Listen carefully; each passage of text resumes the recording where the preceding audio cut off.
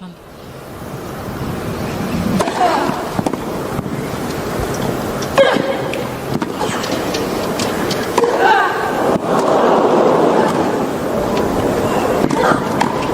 yes. Eala just beat a 6-time Grand Slam champion on center court, and the way she did it is stranger than the scoreline. On July 4, 2026, Eala walked out at Wimbledon ranked world No. 29, drawn against defending champion Iga Swiatek, the No. 3 seed with 6 Grand Slam titles to her name. Nobody expected a contest. Eala's own serve barely breaks club rally speed. First serves landing around 86 miles per hour compared to Swiatek's 102. On paper, this was a mismatch. 2 hours and 14 minutes later, Eala was on her knees in tears, and Swiatek was walking off center court eliminated in the third round. The first set alone lasted 84 minutes, one of the longest and best of the entire tournament. Eala fell behind early, clawed back, and pushed all the way to a set point at 5-3 that Swiatek somehow saved. It went to a tiebreak. At 4-2 down in that tiebreak, Swiatek cracked, throwing her racket into her own bag right there on center court.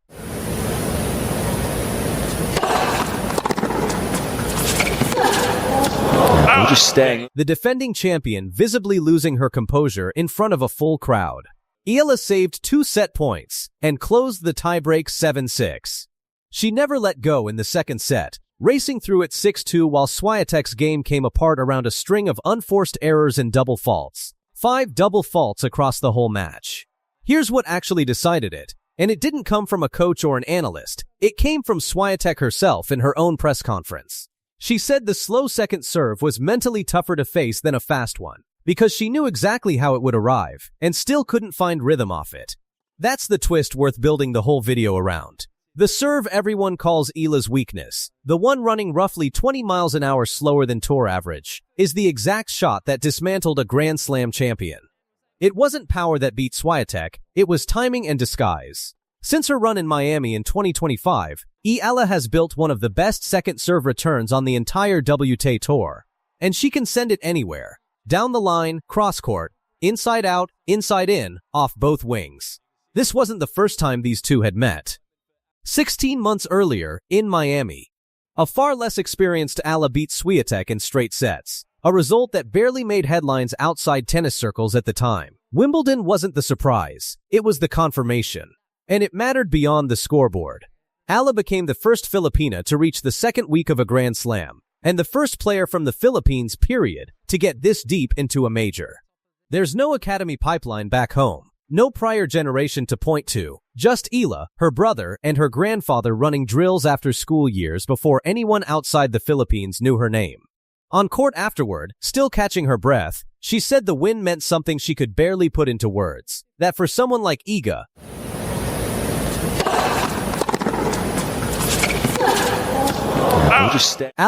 Eala just broke a record no one saw coming. She lost a tennis match at Wimbledon, and her ranking still climbed to a career high days later. That is not a typo. Fans online could not explain it at first.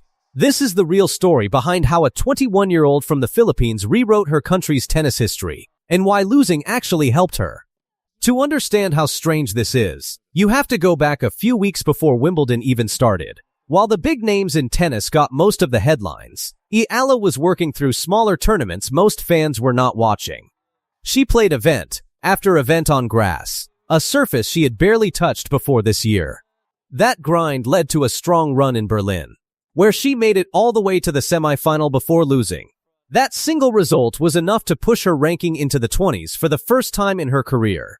The timing mattered. Wimbledon locks in its seeding based on rankings from late June.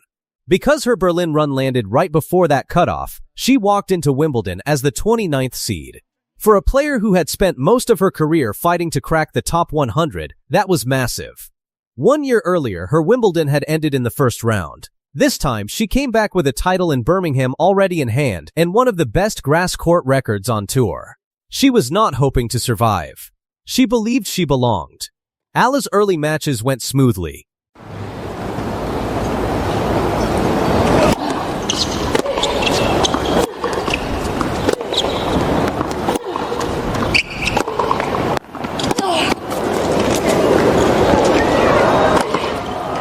take nothing for... She beat Renata Zarazua to become the first player from the Philippines to win a Wimbledon main draw match.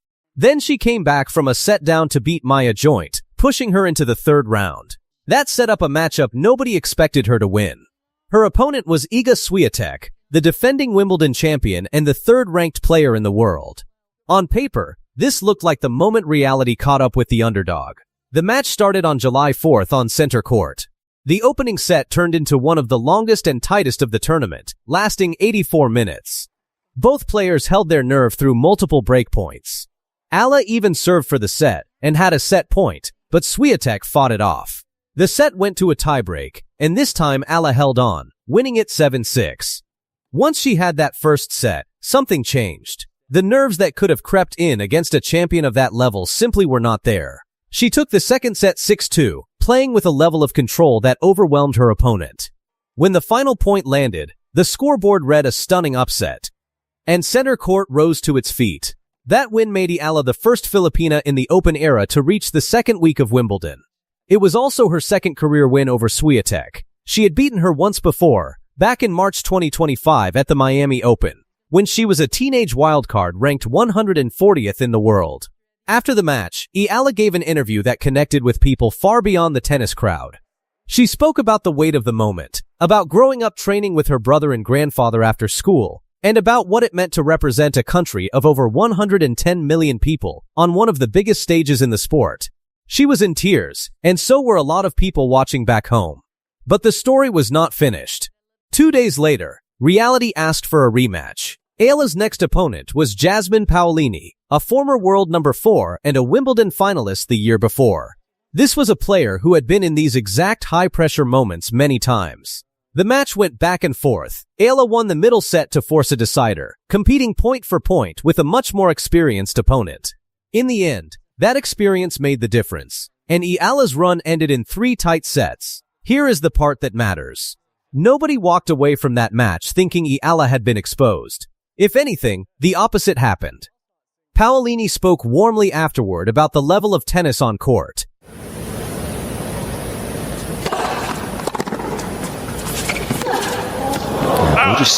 Linda Noskova beat Alexandra Eala in straight sets to reach her first ever grass court final. And the score alone does not explain what really happened on that Berlin center court. 2 sets, 6-2, 6-4, 33 winners from one player, and a stunning 3-match winning streak from the other that came crashing down at the worst possible time.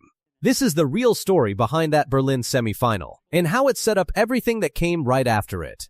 Before this match even started, Alexandra Eala was the player everyone in Berlin was talking about. She had walked into the Utah 500 event without a big seeding, and nobody expected much from her on grass, a surface she had barely played a full season on.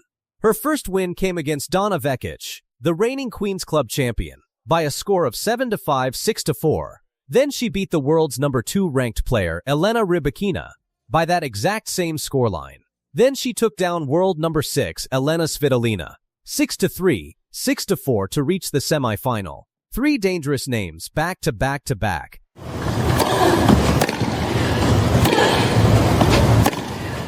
And she had not dropped a single set doing it. That is the player Linda Noskova had to face next, and it is exactly why this match mattered so much more than a normal semifinal. Linda Noskova had her own story going into this one. This was her first ever grass court final on the line, something pointed out directly during the match commentary. She had never made it this far on grass before, and beating Eala here would be the biggest test of her season so far. What almost nobody in the crowd knew yet was that just a few weeks later, Noskova would go on to lift the actual Wimbledon trophy. This Berlin match was the first real sign of what was coming, and it happened before anyone outside tennis was paying close attention. The first set opened tight. Commentary called holding serve an elusive commodity early on, meaning neither player could settle in easily. Both players traded shots that were described as heavy-handed and full of flat ball striking. One rally in particular got singled out as a feast of flat ball striking, the kind of point where both players just refused to miss. Then the match started tilting. Noskova found her rhythm at the net, with commentary praising her terrific net coverage as she started closing points out faster. One shot landed right on the line and drew a simple reaction from the booth. Just the word wow. That is the moment things started slipping away from Eala. By the time the first set finished, Noskova had built the kind of lead that changes a match completely. Commentary called her set-closing performance devastating and pointed out she was striking the ball with total control. The set ended, and the commentary team did not hold back, calling it flat-out outstanding. One more line summed up the entire feeling in the arena. They called her performance a gem, the kind of set that makes people forget the other player was even ranked in the top 30 heading into this tournament. The second set followed a similar shape. Eala tried to fight her way back in, and there were flashes of the same aggressive game that had beaten Rybakina and Svitolina just days earlier. But Noskova kept finding answers. Every time Eala pushed forward, Noskova had a return ready. The match ended 6-2, 6-4, and by the final point, the commentary described it plainly, calling it a breakthrough performance for Noskova, because it marked her first ever final on grass. The numbers backed it up completely. 33 winners in total from Noskova, described on air as pure devastating ball striking. That is not a fluke scoreline. That is total domination in a match that was supposed to be close. What makes this loss even more interesting is what the commentary team said about Eala right after match point. They pointed out that she had illuminated center court all week in Berlin, meaning she had been the most exciting player to watch through her first 3 rounds. Then they added the part that stings the most for any player. She was not allowed to do that again in this match. Noskova simply did not let her get going. That single line explains the entire result better than any stat could.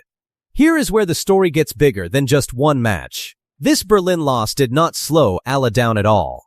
It happened right before her name became known across an entire country. Weeks later, she walked into Wimbledon and beat the defending champion, Iga Swiatek, in the third round, winning a first-set tiebreak 7-6 before closing out the match 6-2.